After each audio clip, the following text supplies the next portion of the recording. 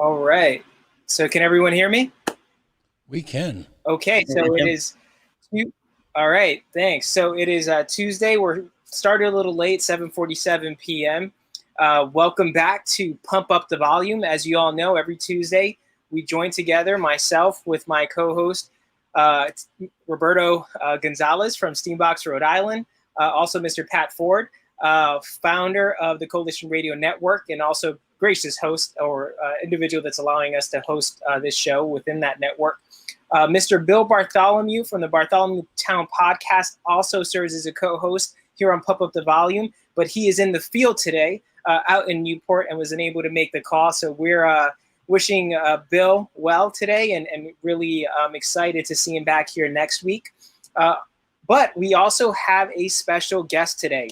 So I'd like to welcome Mrs. Christine Bento, a community activist throughout the state of Rhode Island, but someone who has really fought for communities of color and is an advocate and how should I say this, an ambassador for the Cape Verdean community throughout the state of Rhode Island, and for the more pointed efforts that Christine has been involved with in Pawtucket, Rhode Island. And Christine is bringing with her today her experience, her perspective on a number of issues impacting, again, communities of color, the Cape Verdean community as well specifically.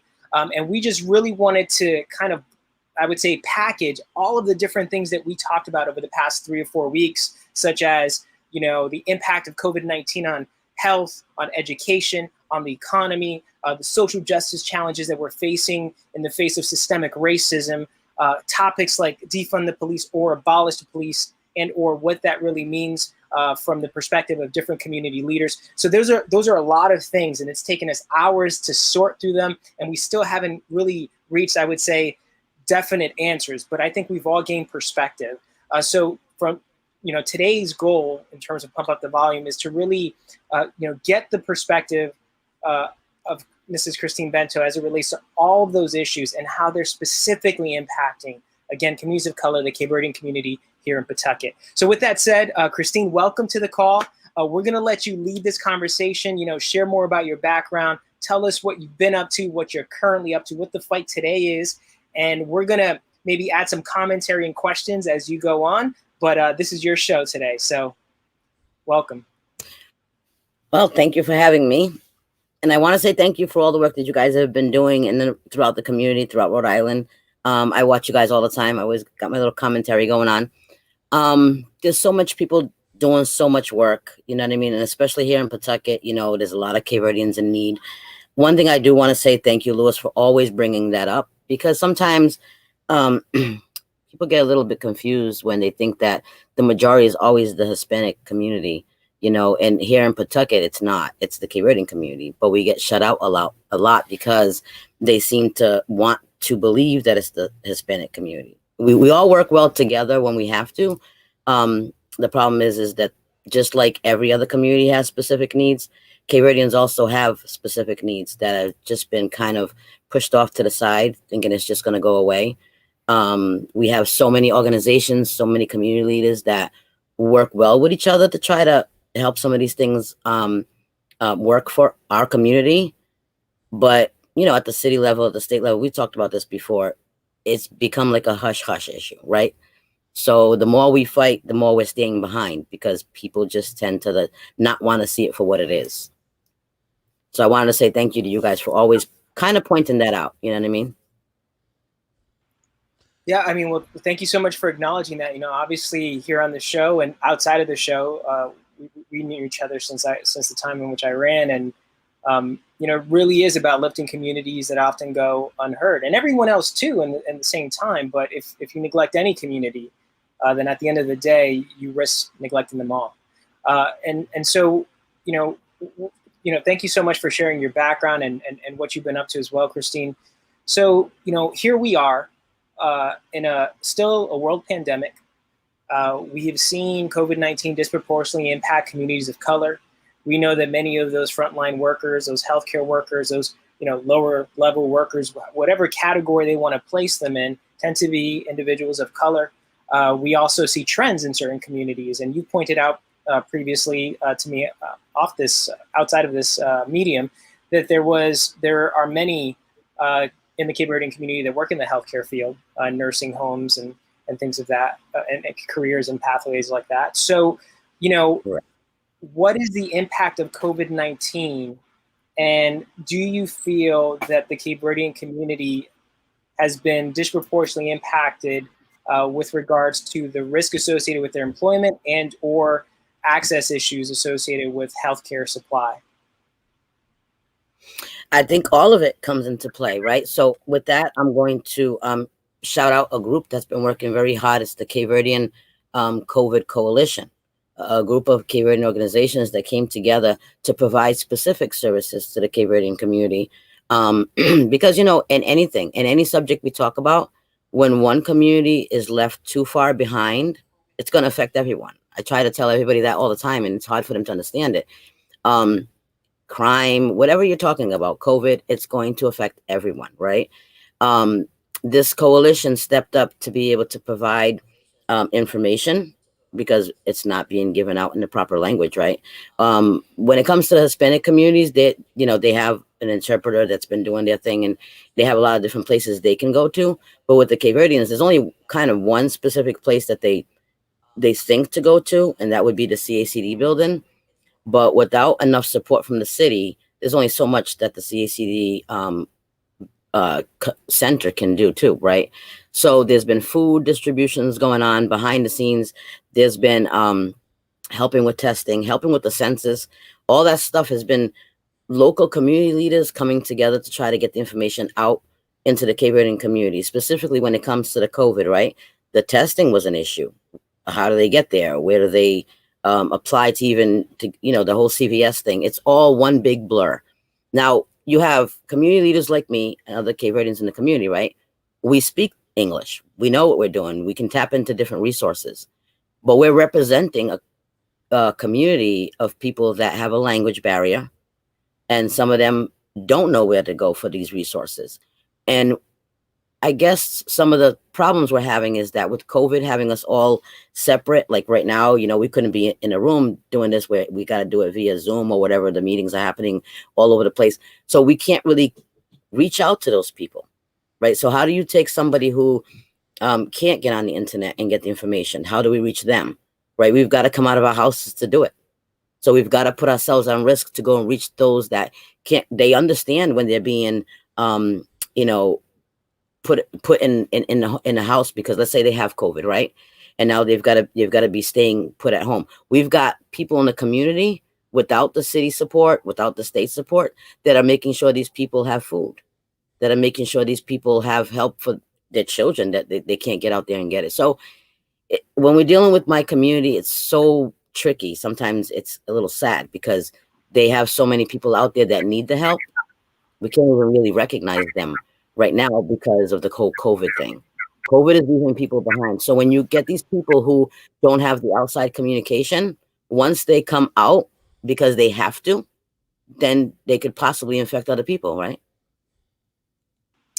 Yeah, no, I mean, you bring up a great point, Christine. So we've talked about this on previous talks regarding the contact tracing force, right? Like the fact that we're not really at a stage where every single person that is isolating if they have the disease, or quarantining if they have been in contact with someone that has had the disease, where they can stay home and not have to go shopping, right? We hear about resources being available, and maybe they are, but they're not as readily available, especially when you add language barriers and all of these other, sociocultural barriers that exist, especially with elders in our community and elders in the Cape Verdean community, and and as they navigate through that complicated system to get that support.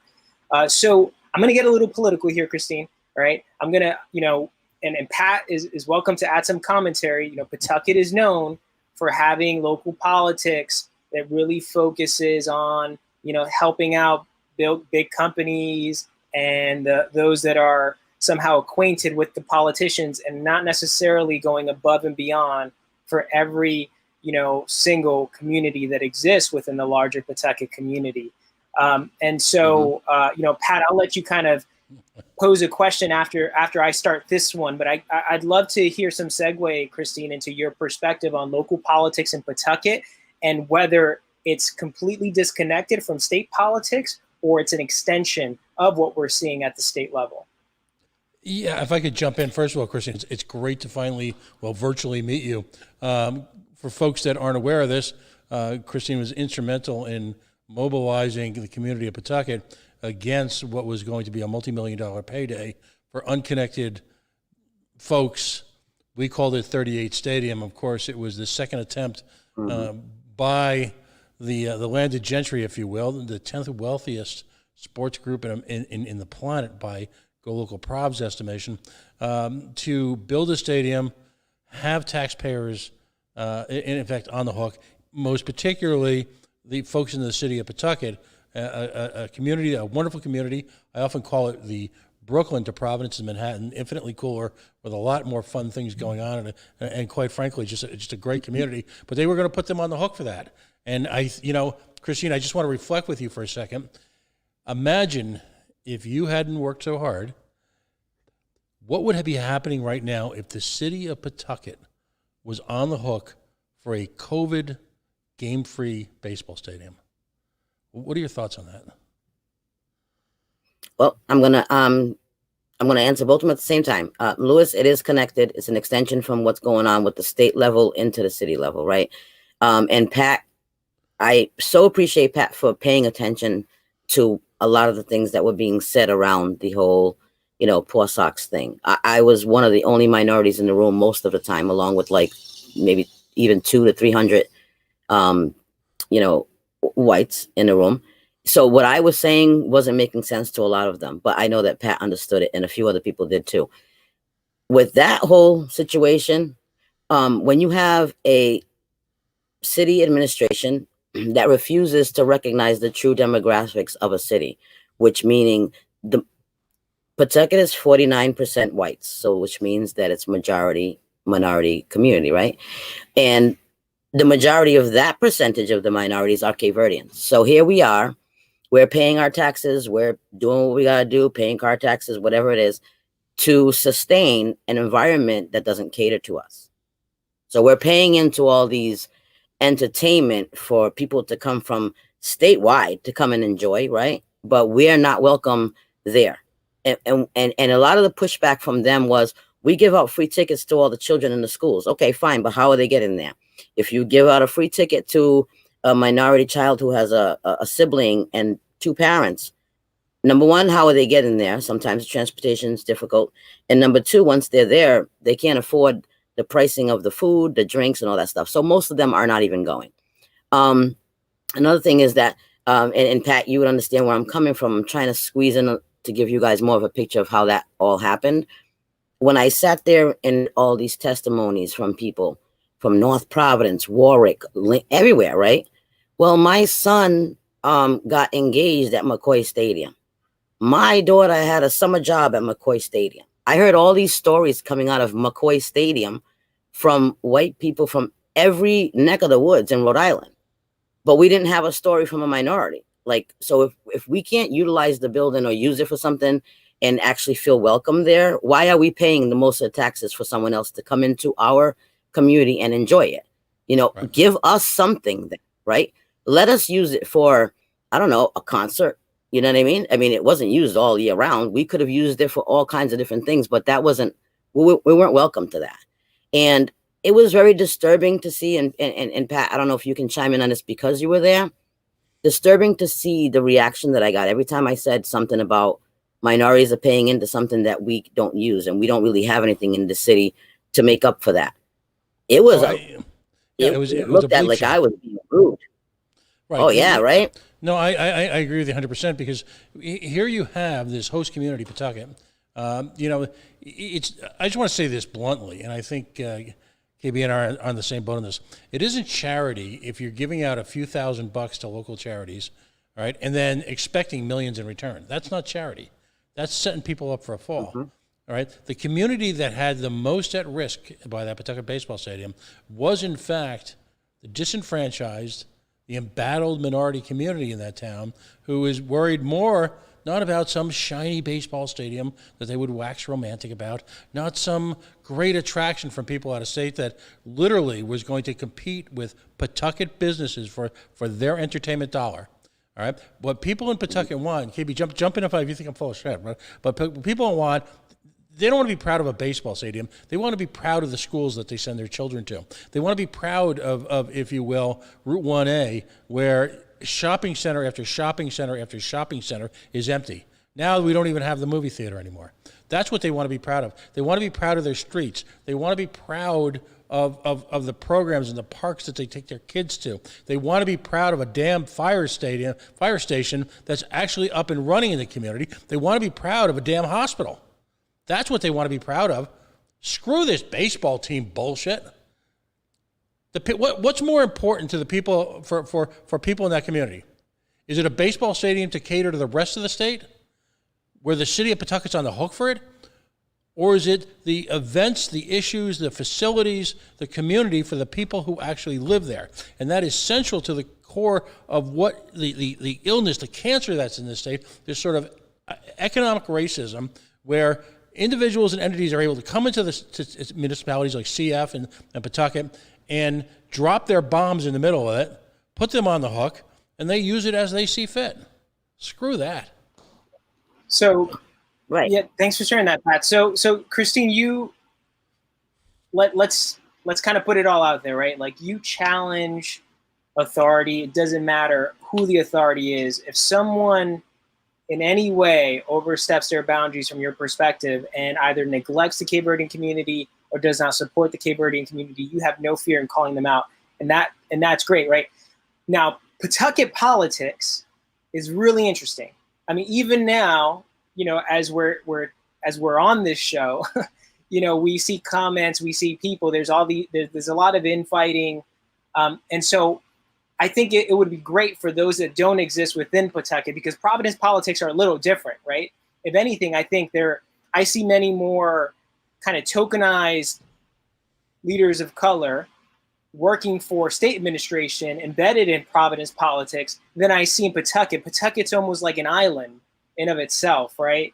And so can you kind of describe, how it is that, you actually can run for politics in Pawtucket?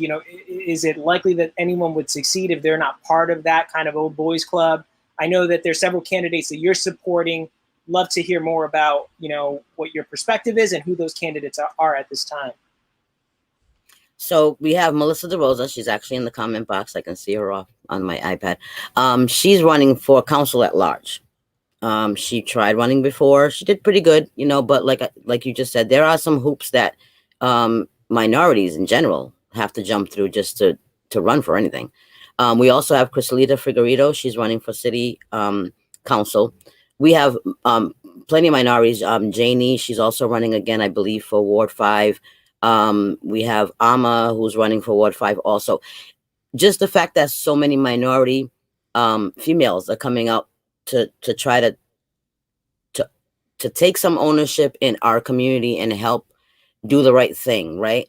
But there's so much pushback, you wouldn't even believe it, right? We've got the politics of Pawtucket is very strange, right? You kind of said it right. I'll challenge it no matter what. I speak the truth, so sometimes they don't like it, but it is what it is. When you have an administration for the longest time that just neglects the true demographics, of course, they've got to kind of keep the minorities quiet. And when they start to run for something, they get challenged. Sometimes they're told, you can't run because it's going to conflict with your job, which has happened to Melissa DeRosa last year. And then come to find out that wasn't the case at all. She gave up her run because she was told by the city that she couldn't. And then come to find out that wasn't the case. So she's running again. There's just a lot of little tricks that they play to try to discourage the minority Cape Verdean community, especially, but the minority community as a whole gets very discouraged in the city. And then you're right. And I'm going to say it, people might not like it, but we have it starts from the top, right, Lilith? And I've told you this before. I tell it to people all the time. If the top is operating where forget them, they don't matter, and all of their department heads are operating in the same way, including the school and the superintendent, right? Just ignore them and they'll go away. Then you have all city employees operating the same way, right down from the police, the fire department. Everyone's operating under this umbrella that just pretend that they don't exist. And I'm here to remind them every hour of the day, we here. I'm not going nowhere. I might be fighting a battle that's, I don't know where it's going to end up. I don't know who's going to win or what side is going to, but I'm fighting a battle for those who can't speak for themselves, because either they have a language barrier or they're afraid, because the retaliation in this city is probably the worst. The retaliation coming from whether it's political, whether it's police, whether it's whatever. It's so big in this city that it makes everybody want to just stay quiet. Let's just live our life and be happy. That's not how it's supposed to be. We all have rights, and we pay our taxes. We should be able to enjoy the city just like everybody else does. So why do we have to fight to enjoy the city? Doesn't make no sense. So when you say retaliatory, retaliation, political and otherwise, can you provide some examples that even if you didn't go through it, someone else experienced? This is coming from a person that, before I ran for governor, someone had to sit down with me and try to use some pretty strong language. So I understand what Rhode Island politics involves, and the courage that you need to fight back. But it would be interesting if we can get some examples from the perspective of Pawtucket politics, right? To see how it's either the same or differs in terms of their approach. So with me, and I'm grateful that a lot of the things I was watching other people go through, Louis, I've been put through them, which is the best thing, right? I don't see it as a downfall. I don't see it as a negative. I needed to be put through some of these things, because sometimes if somebody would go through something, okay, even something so simple as a parent wants to talk to the superintendent about something that happened in school, the minute they mention that I'm coming with them, they wouldn't get a meeting. That still happens today. As if they're bringing in an advocate, they're not getting a meeting with the superintendent. They're not getting a meeting with the police chief. They're not getting a meeting with the mayor. They mention my name and they're not getting a meeting, period. How does that even happen, right? So, and then some of these people would have extra stuff happening to them and nobody knew why. Well, I've always been standing up, right? But at some point, I don't know what happened that triggered them, that all of a sudden they wanted to stop pushing back at me or playing with me. So when you take someone like me, who's a very strong-minded community leader, right? And I'll challenge anything and everything, and people know that already. Now, when they retaliate against me, what message are you sending to the community? If we can do that to Bento, be careful of what we're going to, it's that scare factor, right? Put the fear in them. Look what Bento's going to have to go through now because of her opening her mouth. So everybody else needs to be quiet. That's what I'm fighting against now, right? You're not going to shut me up. They try. They keep trying every day. It's a battle to how do we shut her up. My Facebook was just shut down for a whole month not too long ago. But it's okay. I'm still here. So my thing is, as much as I've got to go through, imagine what somebody else is going to go through that doesn't even speak the language or is trying to advocate for their children. You can't even get a meeting with the superintendent because they're not going to give it to you, period. And they won't meet with me. I just brought this up not too long ago. How do I help a Cavernian parent advocate for their child, right? And that's the most vulnerable thing right there, children. We need to be able to go to a superintendent where our concerns. If they can't go because they have a language barrier and they want to take Christine Bento with them, and the superintendent's pretty much saying, nope, if you have to bring her, no meeting. What is that? I have yet to have someone explain that to me. The parent has every right to have whoever they want in the room with them. Who is the city or administrator to tell them you can't have that person because she has too much insight? What are you afraid of? What are you hiding? Yeah, no, I find it interesting. I mean, you're pointing out, even on this call, right? Everyone that's on the streaming right now, there are certain issues where we may find ourselves not in a different side of the spectrum, but I would say kind of at a different distance from the center of the spectrum, right? Some of us may have more extreme perspectives on some issues, but with that said, we can sit here and we can have a discussion, right? We can talk philosophically about these concepts and then think about practical ways of implementing them in society. But the system does tend to try to demonize, right, people, to villainize them, and in many ways to stigmatize the things that they're saying to try to avoid change happening or to diminish the advocacy efforts that are taking place. So, we've seen that. I would love to get Roberto's perspective. Now, I know, Roberto, you've been silently listening, but, you were nodding your head yes as Christine was talking. So, I mean, is a lot of this connecting with what you've experienced or seeing people experience in Providence? So much of it. First of all, I want to talk about the impact of her words when she was talking about people of color in certain instances in Pawtucket not being welcome. She said, "We're not welcome." Like, yo, that's crazy. That's crazy to feel that way. Nobody should feel that way in their own hometown. And it's kind of disgusting. But times are changing because she has people and I have people.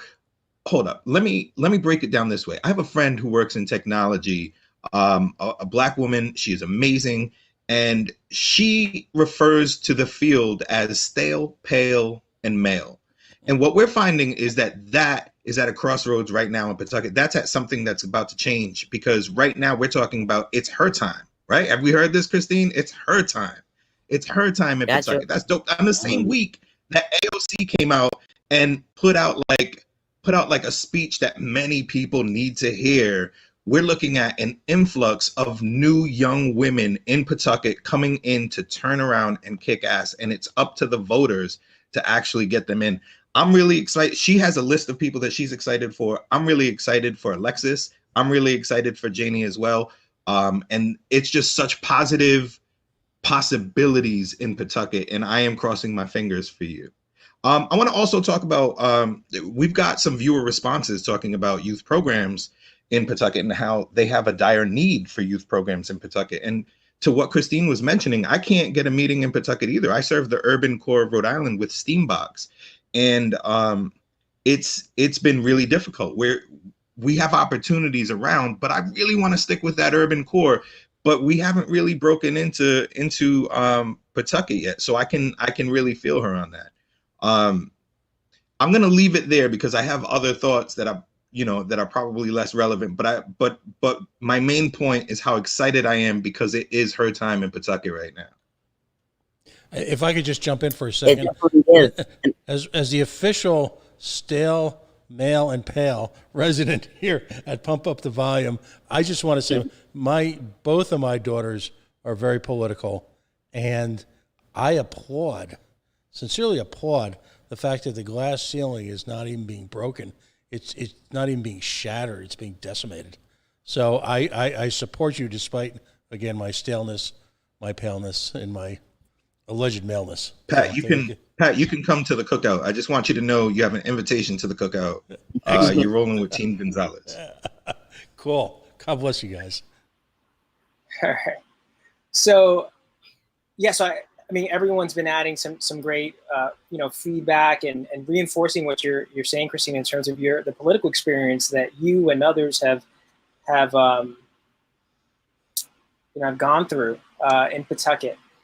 And you brought to the discussion some of the challenges that the Cavernian community goes through, and you brought one issue, something that I don't think we focused on enough in previous discussions, which is, again, the demonization and villainization of advocates that may be one of just a handful of advocates for an entire community of thousands of people. And what happens when you push those individuals aside or when you keep them out is you remove a medium of communication that some communities, especially those that have language barriers, are dependent upon. And so we're at 30 minutes now, and I do want to make sure that we can kind of bottle this up and really get a perspective on, we know what Pawtucket has been, we know what it wants to be with her time, right? What can people outside of Pawtucket do to support Pawtucket? Not only again, those that are running for office, right, which I think would be understandable, but communities of color, the Cape Verdean community, that again, even though it may have a greater concentration in Pawtucket, we know that there are Cape Verdeans in Providence and throughout the state as well. Right. So we do have Cape Verdeans throughout the state, and that's one thing I love about Rhode Island. It's so diverse, and I wish that the politics of it would kind of reflect that a little bit. It would help everyone all the way around, right? And I hear this coming from the Black community, sometimes from the Hispanic community, and the Cape Verdeans feel the same way. We're not here to take anything that belongs to anyone else. We just want the equality of it, right? We want to be able to go out and not be afraid to go out, or walk into a restaurant and not have to worry about let's wonder, who owns it? Are they racist? Are they not? Because one thing too that I do want to point out, and I know that this upsets a lot of people, Rhode Island is a very diverse state. Pawtucket is the most diverse city in the state. Providence too, but Pawtucket when it comes to Cavernian specifically, right? But it's also big on racism.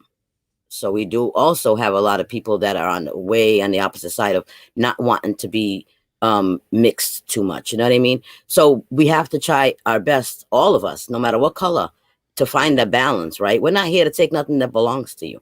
I said this to the mayor the other day in a meeting, and I mean it, right? If you want to keep the city separate, maybe we are okay with that. If that's what's going to take to bring peace, that we're okay with that. But we need things on our side of the city that's going to work. While you have the Slater Parks and all the crazy nice things happening over there, give us something on the Woodlawn and the Fair Lawn side that we can have for our own too. So then we won't even have to worry about arguing whether we get to be welcome in yours or not. You know what I mean? When it comes to statewide, and I know this is going to ruffle a little bit too, ruffle some feathers, but I'm okay with that. You see all these protests and everything happening in Providence, so much focus on Providence, and I get it. It's the capital city, right? But Pawtucket is known to have the worst police department in the state, the most corrupt administration and everything else going on in Rhode Island right now is Pawtucket. And I don't know that a lot of people know that. When you look at police shootings, everybody's so, focused all on that right now too. And the police deform or defund or whatever. But when it comes to that, Pawtucket has a big problem. And we have a group right now that's kind of working together. It's a group of a bunch of organizations and leaders that came together. We're trying to work with the police and work with the city to make that better, because we realize that we're stuck in the city where it's kind of probably the worst. But sometimes it really bothers me when I see community leaders in other communities like Providence allowing people to attack the police in Providence. The police in Providence, they have a very diverse police department, right? And they work actually to try to do better with the community. In Pawtucket, we had a few minority police officers. We actually don't know where they went, which is kind of weird, right? But I say it just like it is. We don't know. They made a complaint a few years ago about some type of racism that was happening in the police department. And all of a sudden, hush, hush, we don't know where they went. There's like one or two left, right? That's a problem for me. When it comes to statewide, I guess that's the issue that I'm having, is that people, instead of fighting your own departments, like I'm trying to deal with Pawtucket, right? I support Providence. I go to Providence sometimes when they're doing their thing, but at the end of the day, got to look at which ones are really doing wrong.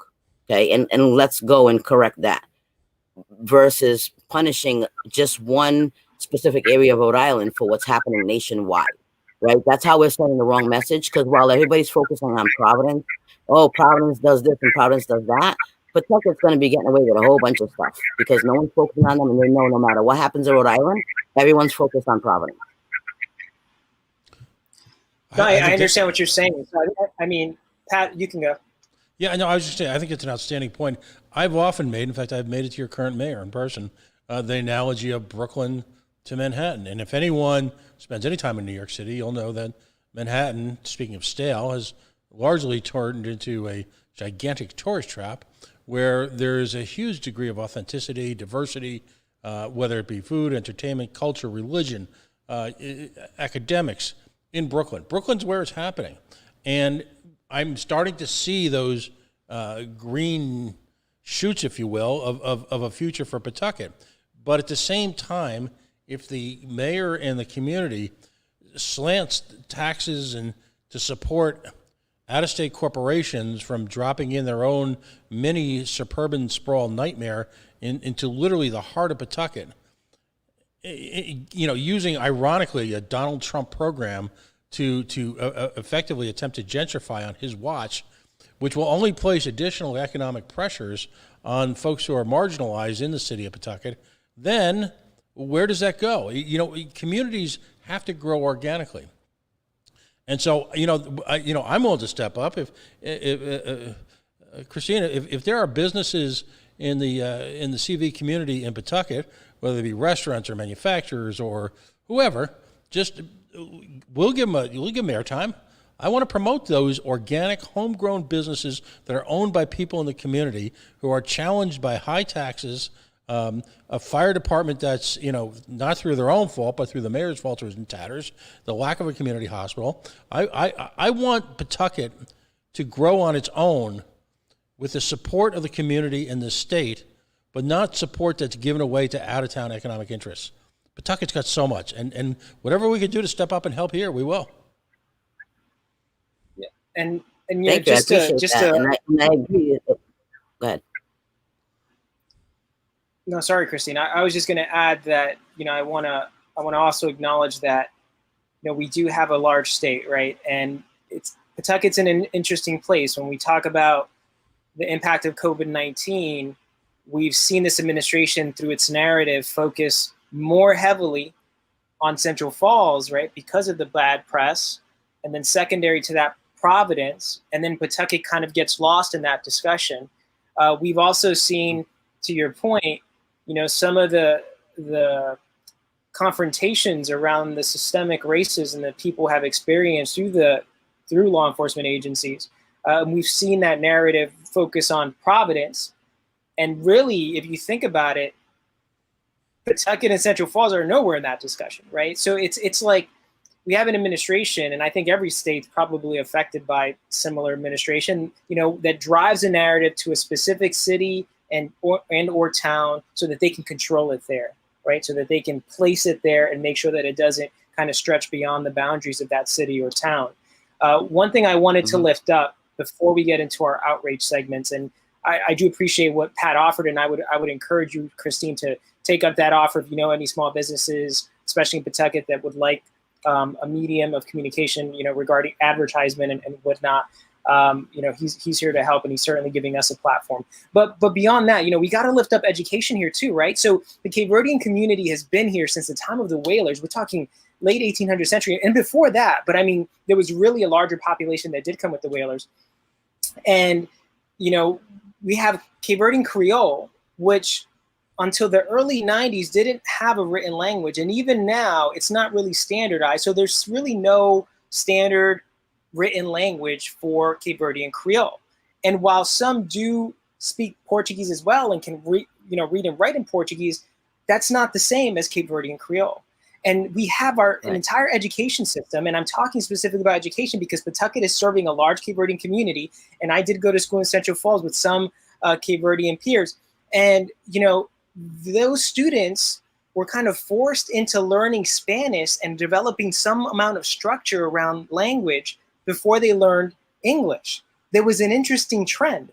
Instead of having an education system in Rhode Island that's equipping our school systems with a unique, again, language program for Cape Verdeans that, are still coming here to Rhode Island through families and learning English. I think that's one small example, but from my perspective, it's very clear. Like, that's a manifestation of systemic racism. When you have a community that's been here for over 100 years and you have not adapted your education system to serve that community, it blows my mind. But I did want to lift that up before we left the discussion, so that everyone that's listening and learning more about the Cape Verdean community can have some context to why we're talking about this, to why it is unjust that this community not be heard, that be disregarded in a pandemic, and even before and even after. So with that said, we're at almost time, and I want to give everyone the opportunity before we end this call to express your outrage. What is it that's going to keep you up at night? What is it that's going to drive you to continue to fight? And what do you want to result from that drive? So let's start with Christine. What is your outrage today? So my outrage is probably a little bit of everything, but since we spoke a little bit more about politics today, my outrage is that we have politicians, especially candidates, right? It's okay to go knocking on doors and getting signatures from the Cape Verdean community, especially here in Pawtucket, because, they have a very loud voice and you want the support. But the problem is what are you doing to help the Cape Verdean community strive and do better here in Pawtucket all year round? My Cape Verdean community hears a lot from these politicians when they come knocking on doors, when they want to show up at like social clubs and promote themselves so that way they can be the next leader. We have a lot of them who have done that over the years. You know, our mayor being one of them. The Cape Verdean community supported him very well because of all the promises that were made, right? But here we are 10 years later, and we're not doing any better than we was when he got into office. So that's my outrage, is when we have candidates that are out there right now. We have a candidate in Pawtucket that's actually out there wearing a Cape Verdean baseball cap. He's a white man. He's wearing a Cape Verdean baseball cap.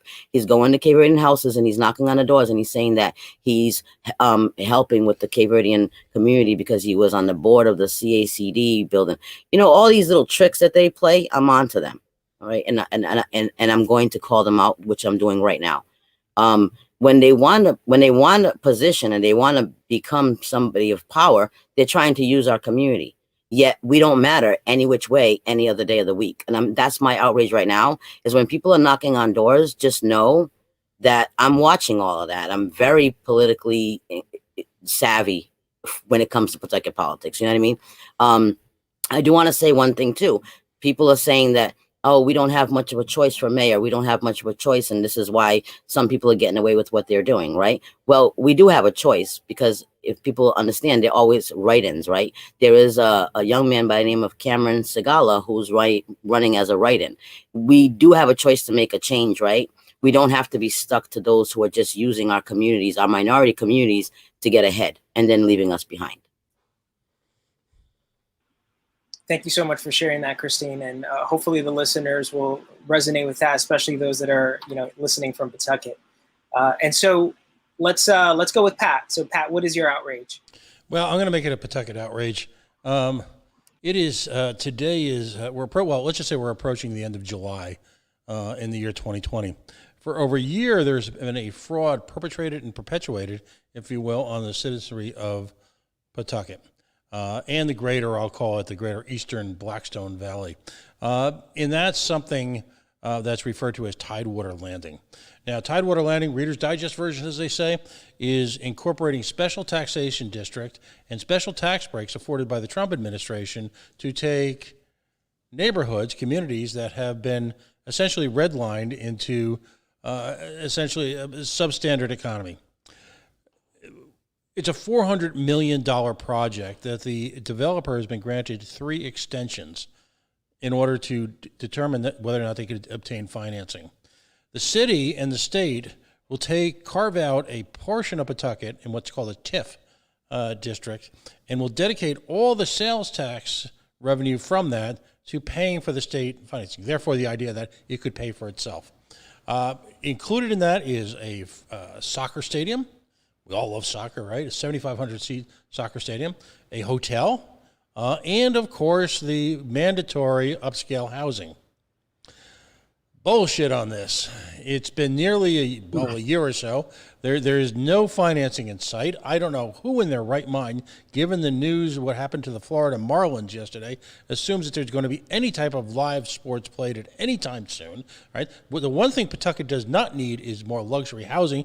What Pawtucket needs is a free market environment where individual developers and local companies can build affordable housing that's suitable to the Pawtucket market, so that the people who live and breathe and work and play and pray in Pawtucket can stay in Pawtucket if they so choose.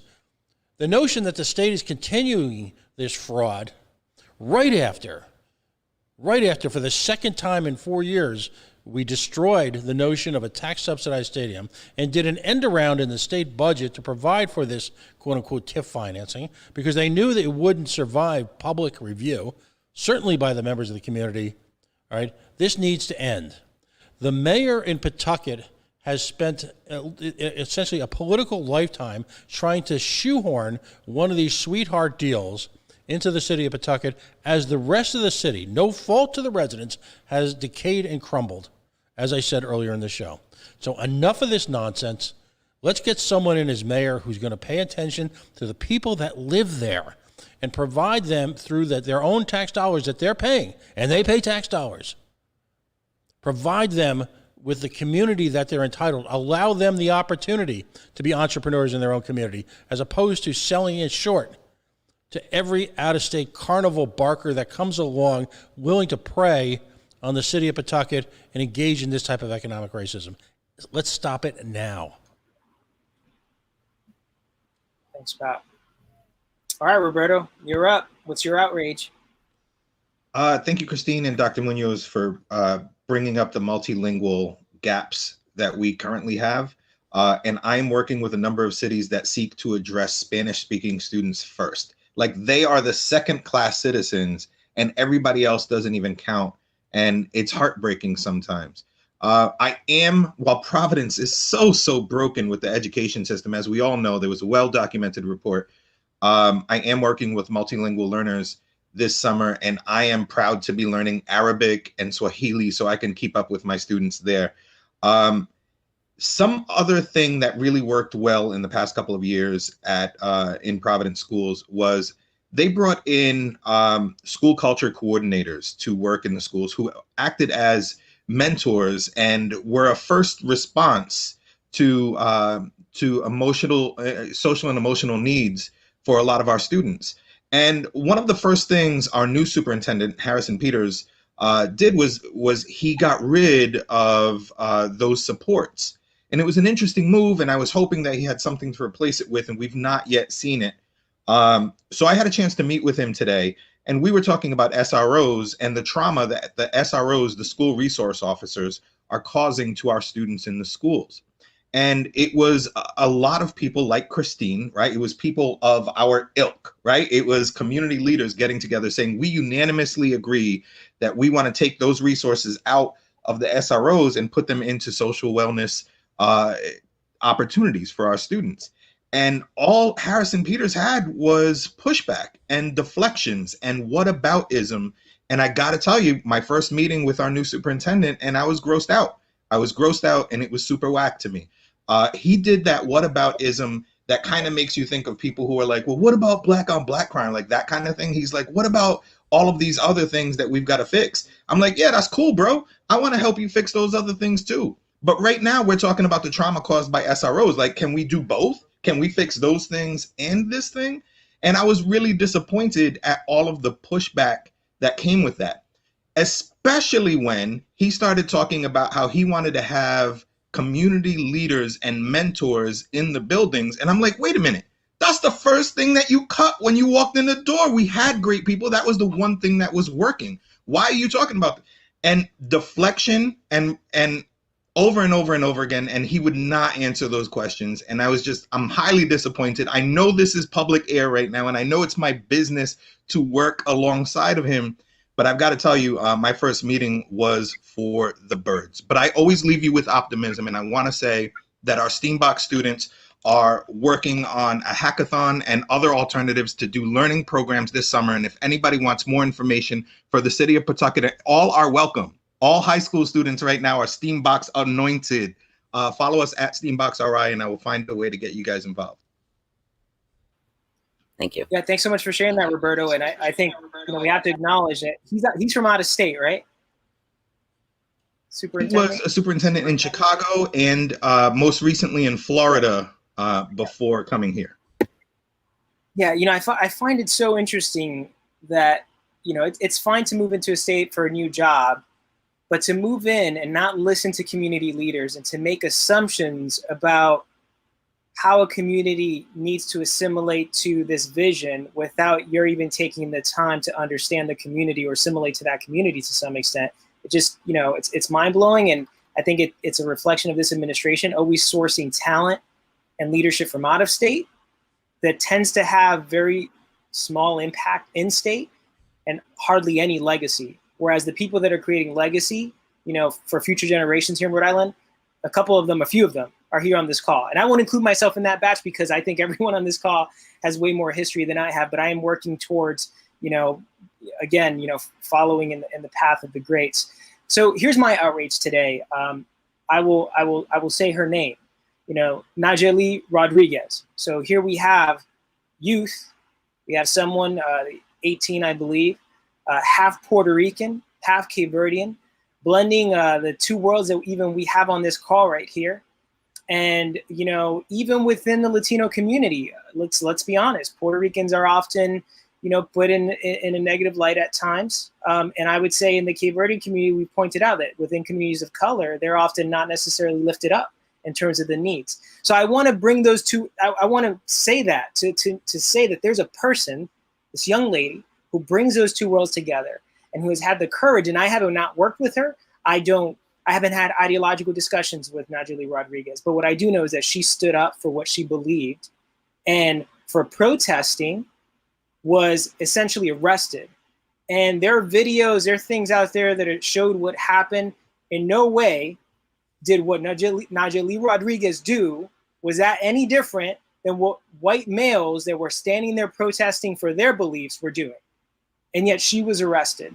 And I think it's important to lift up Najee Rodriguez's name and experience here in Rhode Island, because this has happened in a time when there is a spotlight on police departments. And even then, even when the spotlight is on them, still we see a double standard, right? Still we see policy interpreted in a way that is disproportionately impacting an individual of color. And it happened to be an individual that was not, the tallest person, not the strongest person, and not the whitest person in the crowd that day. So that's my outrage, and I've been reflecting on it a lot, because my daughter is 2.5 years old. She's half Puerto Rican, half Colombian. She has a nice little olive tan on her, right? And I'm thinking about the future, her future.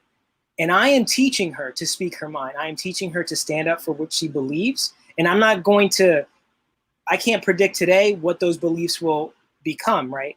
But what I do know is that she's going to grow up to have courage. And what I don't want is for her to exist, to live in a community where the moment she decides to stand up and to voice her opinion and to stand up for what she believes is right and to put her career and her life on the line to do that, that she would somehow get beat down and or arrested for doing so, especially in America. So that's my outrage. I'll leave the audience and the listeners with that message and just with an encouragement. Continue to speak your mind, continue to stand up. Don't let fear govern your day. Push back. Thank you, and join us next week at 7:30 p.m. for Pump Up the Volume. Thanks so much. Thank you, Christine. Thank you, Roberto.